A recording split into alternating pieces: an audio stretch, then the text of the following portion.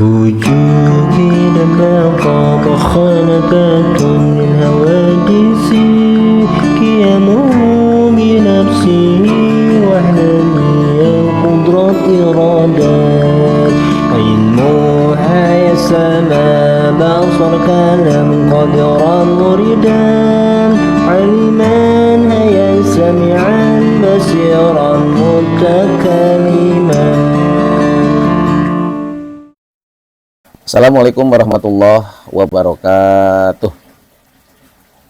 Bismillah, alhamdulillah, wassalatu wassalamu ala rasulillah wa ala alihi wa sahbihi wa mawalah wala hawla wala quwata illa billah, amma ba'du.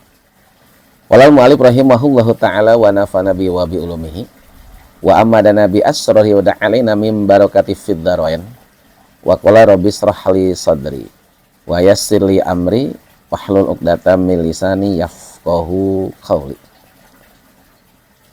Para pemirsa yang dirahmati Allah, kita teruskan kajian tauhid kitab Tijan, bahasan sifat wahdaniyat. Bismillahirrahmanirrahim. Wa yajibu fi haqqihi ta'ala al-wahdaniyatu. Wujud, kidam, bako, mukhalafatul hadisi, qiyamu binafsihi, wahdaniyat. Ini sifat yang keenam. Wa yajibu fi haqqihi ta'ala al-wahdaniyatu.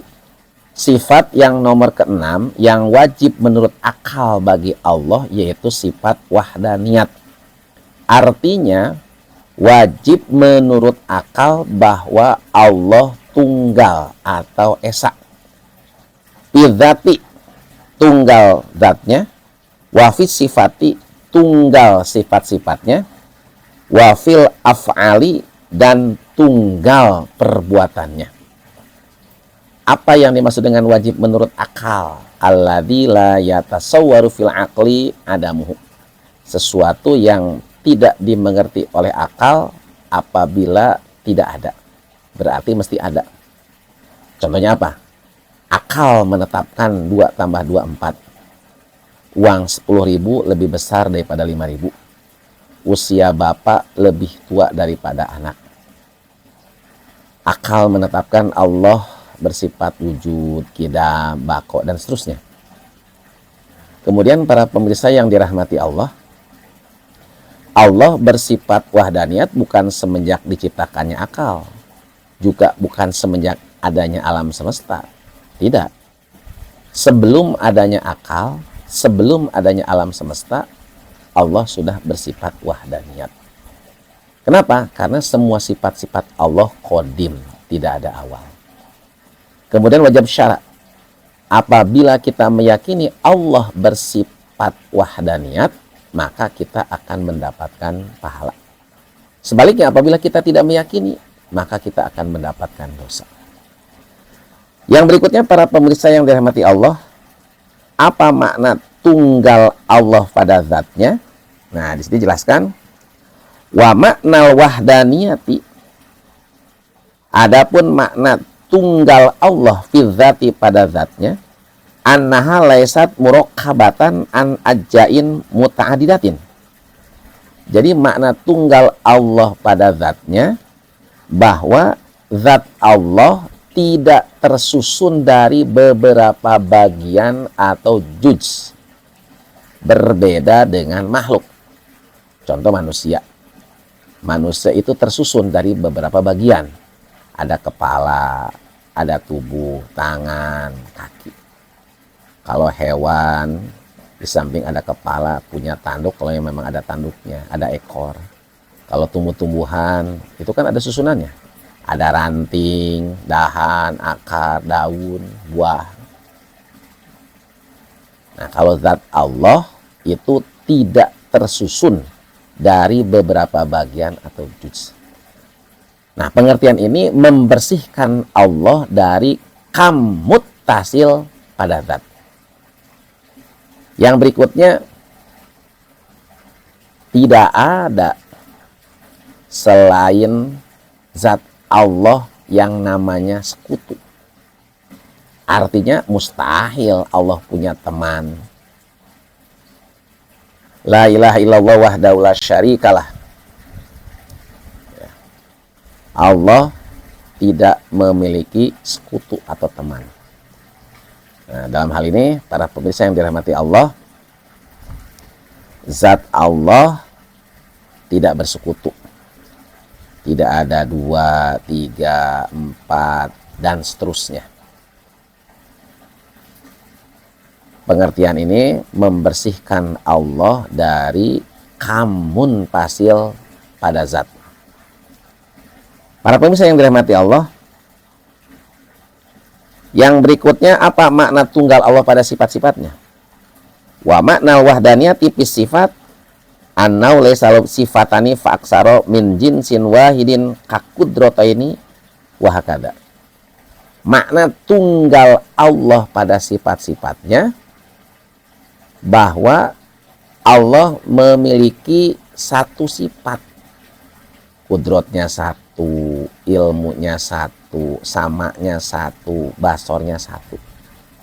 Allah tidak memiliki 2 sifat, 3 sifat, 4 sifat, dan seterusnya, yang memiliki satu nama dan satu makna. Berbeda dengan makhluk. Contohnya mendengar. Pendengaran manusia beda-beda. Ada yang mendengar, ada yang kurang mendengar, ada yang sangat mendengar, ada yang tidak mendengar.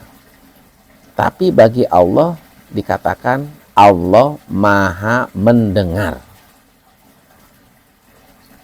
Contohnya apalagi melihat. Kalau di makhluk kan ada yang melihat, sangat melihat, kurang melihat. Tapi bagi Allah dikatakan Allah Maha melihat. Nah, pengertian ini membersihkan Allah dari kam muttasil pada sifat Allah. Berikutnya walaisa ligori sifatun tusyabi sifatu ta'ala. Tidak ada selain Allah yang memiliki sifat yang sama dengan sifat-sifat Allah. Apa contohnya? Misal manusia kuasa. Ya, kuasa manusia dengan kuasanya Allah beda. Kalau kuasa Allah tidak terbatas, kuasa manusia itu kan terbatas. Ilmu Allah tidak terbatas, sempurna. Tapi kalau ilmu manusia terbatas dan tidak sempurna. Jadi tidak ada selain Allah yang memiliki sifat yang sama dengan sifat-sifatnya Allah.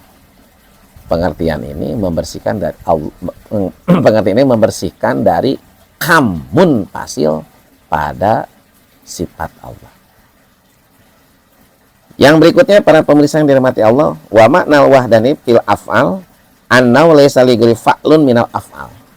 Makna tunggal Allah pada perbuatannya bahwa tidak ada selain Allah yang memiliki pekerjaan atau perbuatan yang memiliki taksir atau bekas. Semuanya pada hakikatnya adalah perbuatan Allah Subhanahu wa Ta'ala. Kalau perbuatan manusia namanya kasab atau ikhtiar. Ini kita kasih contoh. Ketika ada yang sakit, sembuh. Itu disembuhkan oleh Allah pada hakikatnya. Ketika ada bangunan terbakar, gedung terbakar, itu yang membakarnya Allah. Demikian nih kalau jari tangan kita luka kena pisau, itu bukan karena pisau tapi karena Allah. Pisau sebab. Wallahu khalaqakum wa ma ta'malun. Allah yang telah menciptakan kalian semua dan apa-apa yang telah kalian perbuat. Jadi perbuatan kita sebetulnya pada hakikatnya perbuatan Allah. Contoh, Ki Jayat membuat kandang burung. Zohirnya Ki Jayat yang bikin kandang. Tapi sebenarnya pada hakikatnya Allah itu. Wadiduha at-ta'addudu. Mustahil menurut akal Allah terbilang. Lebih dari 1, 2, 3. Itu mustahil. Tidak masuk akal. Selanjutnya apa dalil dari sifat wahdaniyat? Wa dalilu ala dzalika anna law kana muta'addidan lam yujad syai'un min hadil makhluqati. Yang pertama, seandainya Allah terbilang, misal ada 2, 3, maka Allah yang terbilang atau banyak tersebut bakal bentrok. Bila mana bentrok, maka tidak akan terbukti atau tidak ada alam. Alam semesta nggak ada. Sedangkan alam semesta terbukti adanya. Bila mana terbukti adanya alam semesta ini nih, maka Allah tidak terbilang. Allah tidak banyak. Allah wajib bersifat wahdaniyat atau tunggal. Yang berikutnya, seandainya zat Allah tersusun dari beberapa bagian atau juz, maka Allah jirim. Bila mana jirim, maka baru. Sedangkan Allah baru itu mustahil. Bila mana mustahil Allah baru, maka mustahil Allah jirim.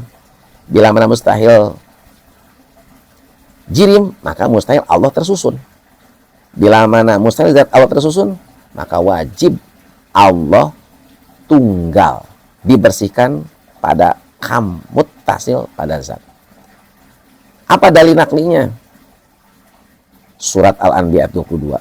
A'udzubillahi minasyaitonir rajim. Lau kana fihi ma alihatun illallah la fasadata. Yang artinya wallahu birmurad, seandainya ada di langit dan bumi Tuhan-Tuhan selain Allah, tentu keduanya bakal binasa. Atau dalam surat Al-Ikhlas, Qul huwallahu ahad. Katakanlah Muhammad, dialah Allah yang Maha Esa. Para pemirsa yang dirahmati Allah, demikian yang disampaikan, kurang lebihnya mohon maaf. Assalamualaikum warahmatullahi wabarakatuh.